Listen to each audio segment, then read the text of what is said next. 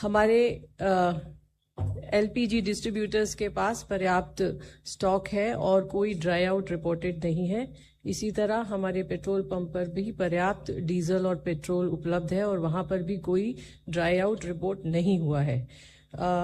हमारी domestic LPG cylinder की supply normal है और ऑनलाइन बुकिंग लगभग 98% तक हो गई है। इसके अलावा 92% तक सप्लाईज हमारी ओटीपी कोड के द्वारा की जा रही हैं। जैसा कि आप जानते हैं कि कमर्शियल एलपीजी की सप्लाई 70% तक रेस्टोर की गई है और इसमें hospital, educational institutions, hotel, dhaba, labour intensive industry, packing, pharma, migrant labour सभी को प्रायोरिटी दी गई है और 14 मार्च से लगभग 1,06,000 टन कमर्शियल एलपीजी की सेल हुई है। प्रतिरोज लगभग 6,500 टन कमर्शियल एलपीजी की सेल हो रही है।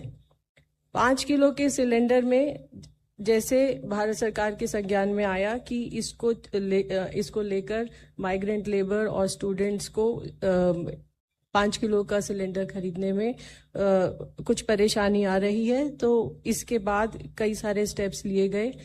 5 किलो के सिलेंडर की सप्लाई को डबल किया गया। इसके साथ ही यह सुगमता से प्राप्त हो, इसके लिए भी कई स्टेप लिए गए और ये इंश्योर किया गया कि 5 किलो के सिलेंडर को खरीदने के लिए कोई आईडी प्रूफ की जरूरत नहीं होगी।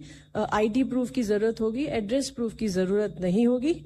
और इसके साथ ही जानकारी बढ़ाने के लिए ऑयल मार्केटिंग कंपनीज लगातार अवेयरनेस कैंप कर रही हैं।